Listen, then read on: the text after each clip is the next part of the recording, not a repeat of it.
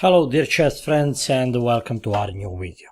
In that video I'll present one game from first league of Serbia played in 2015 between Milan Zajic, Serbian Grandmaster, and Bulgarian Grandmaster Vladimir Petkov.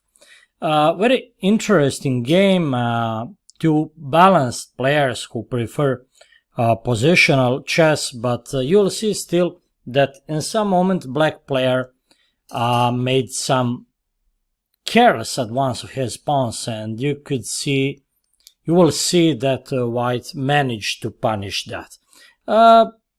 Let's start with the game. e4, e5, and after knight f3, knight c6, bishop b5, black aimed for Berlin after played knight f6.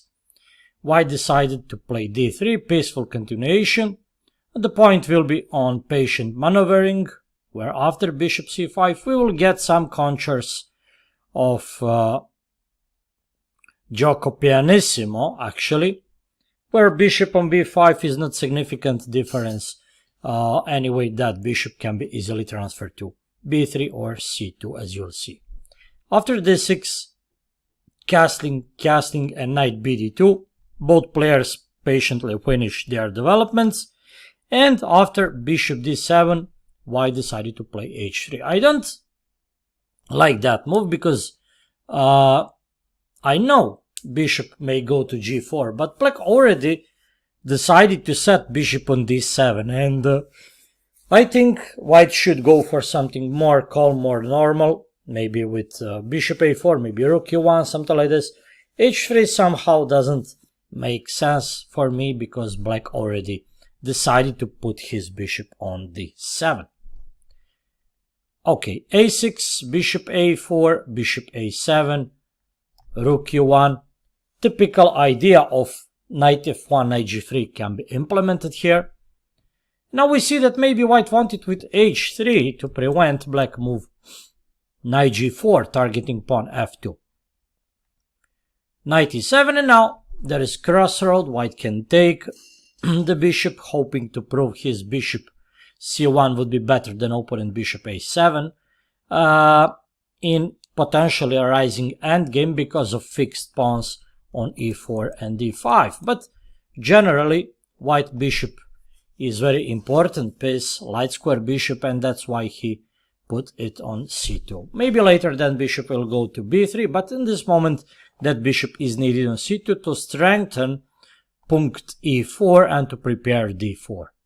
After knight g6, knight f1, rook e8, knight g3, everything is more or less normal. Black played h6, preventing some moves, annoying moves, potentially annoying moves like bishop g5. And finally, after fully preparing that advance, white went for d4. What can I say? Position is pretty balanced. There is nothing special happens in that moment. Black played bishop c6. Well, rook e8 now acts as submarine against pawn e4, and that's why black wanted to put additional pressure on that pawn with bishop c6. Bishop e3. If black takes on d4, white prepared taking with the bishop, and that happened. And that is first key moment of the game, maybe the most important moment in the game. Black played b5. I really dislike that move, but because I think that move will bring nothing to black. White bishop is not on a4. Black doesn't need to get control over square c4 because that square cannot be temporarily used by white pieces. So in that moment, b5 is absolutely senseless, pointless move, and gives white impulse with played move a4 to strike on the queen side, which will give him long-term initiative. ba4, and now very important intermediate move, bishop a7, forcing opponent rook to get bad spot on a7, and again in important move knight d4. That knight is better on d4 than on f3, and before white plays bishop a4, for instance, you can see that variation is not as good for white as variation may occur, as position may occur after knight d4, bishop d7, and now this. And after taking, white has extra move done, that is knight to d4, which controls very important neuralgic spots c6 and f5. But after bishop a4, black allowed one more mistake, c5. Very strange move. Of course, knight on d4 looks good, but that knight on f5 will be even more solid because that knight attacks two very important points, d6 and g7. c5. And here, to be fair, knight c6 would be also a good move to get opponent bishop. Bishop will be better than opponent knight in that position. And so many weak light squares in black camp may be controlled by white bishop. Anyway, white played knight df5, d5. That was black's idea, but as you can see, after some forced series of moves, black will stay with damaged pawn structure on the queen side. I'm talking about pawns a6 and c5, which are separated, isolated, and it may look, however, black has a rich play, his pieces are relatively active, but still white has enough activity to prove black damaged pawn structure is very significant factor in that position. Rook d1, queen b3 was played. Queen a6 will lead to new harming of black pawn structure that cannot satisfy black. Simply so many pawn islands are on the board. But after rook d1, queen b3, rook d8, king h7, finally white found beautiful, beautiful move, that is knight g7. Maybe I should pause the video to suggest you to find that move, but okay. Let's discover what will happen if black captures.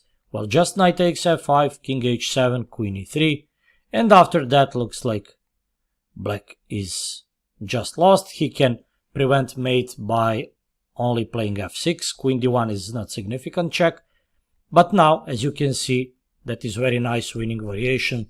You can see how knight f5 is very important.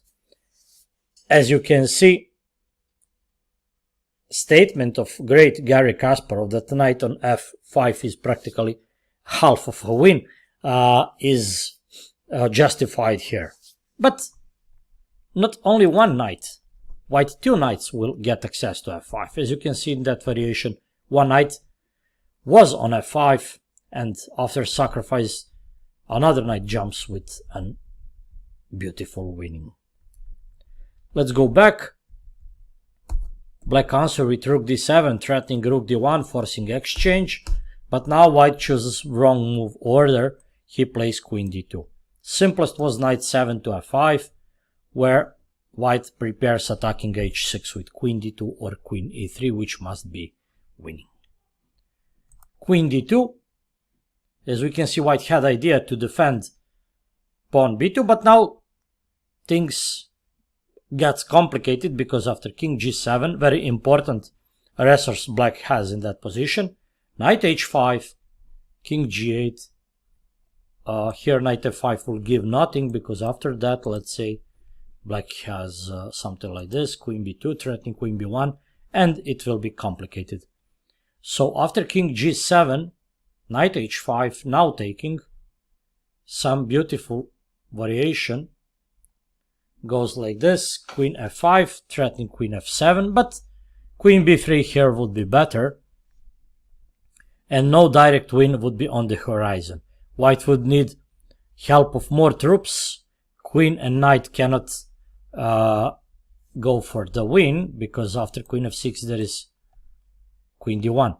So let's say after f4, excellent move, queen e6, queen c5, white still should be forced to show a good technique and accuracy in order to convert. But instead of queen b3, black played king g8. And now queen f6, queen b1, king h2, queen b8, some forced moves. After f4, white still threatens the mate, black must make his queen passive. And now after queen a6, it is easier to convert because in comparison to previous line, that is easier to convert. Let me show that after queen b3, that is difficult to convert because pawn a6 may be some counter factor, let's say like this. After queen a6, there is no danger for white on the queen side, and there is no passed pawn on the a file, so white can transfer all his troops toward damaged opponent king side, targeting many pawns and threatening some mates. It should be winning for white. Queen e7, queen c8, again queen visits very important spot f5, and now knight goes to better position. White threats queen h5, but in that moment I don't know if that was time trouble. That was move 41. I'm not sure what happened, but black blundered the pawn with h5, which gave white easy win after queen h5. Perhaps black wanted to take that pawn, but he missed that there is queen h6 double attack with an easy win. However, here instead of h5, black could maybe do some waiting move, like, I don't know, king h7, queen h5. Let me show you this. Where still black defends tenaciously, and white needs to show serious efforts to win the game. Maybe f5 in that position, maybe defending with waiting, who knows, but still it looks like black will be forced to collapse sooner or later. In the moment after h5 and queen h5, black just resigned. My dear chess friends, that would be all for that game. What would be the conclusion? Advance carefully your pawns in your games.